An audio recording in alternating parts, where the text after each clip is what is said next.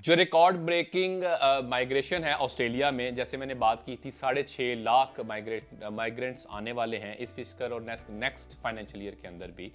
तो ये ऑस्ट्रेलिया की किस्मत को बदल देगा, इस तरह की एक रिपोर्ट छपी है। और रिपोर्ट के अंदर बड़ी इन्होंने बातें की हैं। मैंने डिटेल्ड वीडियो इसकी यूट्यूब में तो बना दी है, लेकिन ये एक शॉर्ट वीडियो है जिसमें आपको एक ओवरव्यू दिया जा सकता है। मतलब ये उन्होंने कहा कि जो रिपोर्ट छप गई, सेंसिस हुआ था ऑस्ट्रेलिया का सितंबर में, तो 6 महीने के बाद छपी है। तो इसमें कहा कि ऑस्ट्रेलिया की आबादी तकरीबन 26 मिलियन हो चुकी है और ऑब्वियसली ये तेज़ी के साथ बढ़ेगी। उसके बाद ये कहा गया कि रिकॉर्ड हुई क्या नेट ओवरसीज माइग्रेशन सितंबर के क्वार्टर के अंदर, जो कि जुलाई से सितंबर के अंदर है 2022 का। उन्होंने ये कहा कि ये क्यों हुआ। अच्छा, नेट माइग्रेशन क्या होती है? नेट ओवरसीज माइग्रेशन ये होती है कि जितने लोग ऑस्ट्रेलिया से बाहर गए और जितने लोग बाहर आए।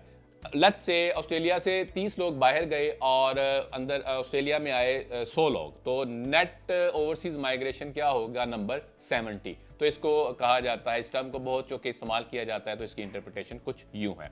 अच्छा, आगे चल के बात की जाती है कि ये हिस्ट्री में सबसे बड़ी थी, लेकिन क्या ये हिस्ट्री में सबसे बड़ा इसी क्वार्टर के अंदर माइग्रेशन रहेगी? तो कहा जाता है नहीं, आप मजीद बड़ी एक पॉपुलेशन को एक्सपेक्ट कर सकते हैं ऑस्ट्रेलिया के अंदर। अच्छा, ये ऐसा क्यों हुआ? सितंबर 2022 के अंदर ही इतनी माइग्रेशन क्यों हुई? तो कहा यह गया कि पेंडेमिक जो है उसकी वजह से बहुत सारे लोग नहीं आ सके, तो इवेंचुअली वो आना शुरू हो गए और इसी क्वार्टर के अंदर फॉल किया उन्होंने, जो कि 1 जुलाई 2022 से लेकर 30 सितंबर 2022 का जो क्वार्टर है उसके अंदर तो काफ़ी लोग आए। कहा यह जा रहा है कि प्री पैंडेमिक वाला जो ट्रेंड है वो जारी सारी रहेगा और मजीद लोगों को आप एक्सपेक्ट कर सकते हैं।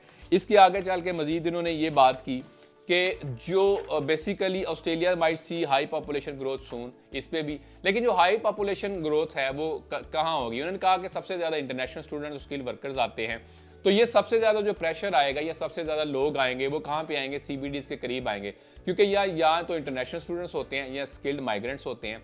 ये इंटरनेशनल स्टूडेंट्स या स्किल माइग्रेंट्स शुरू में इनके पास कार्ड्स नहीं होती, तो ये ऑब्वियसली पब्लिक ट्रांसपोर्ट यूज़ करते हैं, तो वहाँ पे भी आपको एक क्राउड नज़र आएगा। इसके अलावा शुरू में इन कपल ऑफ ईयर्स इनके अपने घर नहीं होते, तो ये रेंट आउट करते हैं, रेंट लेते हैं, रेंट पे लेते हैं घरों को, टेनेंसी होती है इसमें। तो मतलब ये कि ये अपने घरों या तो अपनी यूनिवर्सिटीज़ के करीब रह रहे होते हैं या अपने जो वर्क प्लेस है उसके करीब रह रहे होते हैं, तो इसके ऊपर पॉपुलेशन के ऊपर आप देखेंगे ज़्यादा पॉपुलेशन आपको नज़र आएगी CBDs के करीब। तो ये सारी चीज़ जो है इसको एनालिसिस किया जा रहा है, लेकिन इस सारी रिपोर्ट के अंदर उन्होंने एक बात की है कि ऑस्ट्रेलिया को क्या करने की जरूरत है? ये होने वाला है, वो कहता है ये होने वाला है, ये होगा। करने की क्या जरूरत है? ऐसी पॉलिसी डिवाइस करने की जरूरत है कि जो आइंदा आने वाले चैलेंजेस हैं उनको एड्रेस किया जा सके।